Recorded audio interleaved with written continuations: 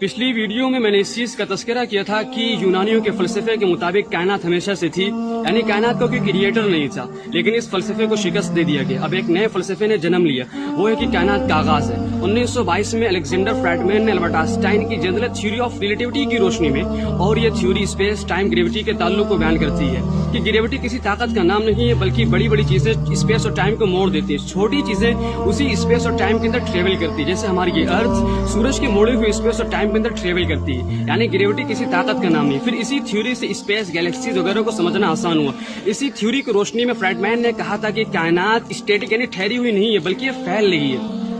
George لومیتیر نے Friedman کی تحقیق کو قبول کرتے ہوئے کہا تھا کہ کائنات کا ایک نقطہ آغاز تھا، اور یہ کائنات ایسے پھیل رہی ہے جیسے کسی نے اس کو پھیلنے پہ مجبور کر دیا۔ 1929 کے اندر ڈیوڈ ہبل نے کیلیفورنیا میں موجود رصدگاہ یعنی ماؤنٹن ولسن سے ستاروں کو دیکھ کے کہا تھا کہ ستارے ایک دوسرے سے دور جا رہے ہیں، بلکہ جب اس نے مزید تحقیق دریافت کی تو اس نتیجے پر پہنچا کہ ستارے ہم سے بھی دور جا رہے ہیں، یعنی یہ کائنات پھیل رہی ہے۔ سائنسدانوں کے پاس یہ نظریہ بڑی مشکلوں سے ملا، جبکہ قرآن نے 1400 سال پہلے کہہ دیا تھا کہ وَإِنَّا لَمُوسِعُونَ کہ ہم کائنات کو وسیع کر رہے ہیں۔ خیر، جب اس چیز کو تسلیم کر لیا گیا کہ کائنات پھیل رہی تو فوراً یہ نظریہ سر اٹھانے لگا کہ اگر کائنات پھیل رہی تو اس کا مطلب ہے کہ ماضی میں کائنات کسی ایک نقطے پہ جمع تھی، اس نقطے کے اندر حد درجہ حرارت تھی، پھر اس کے پھٹنے سے چیزیں وجود میں آئی ہے، لہٰذا اسی پھٹنے کو ہم بگ بینگ تھیوری کہتے ہیں۔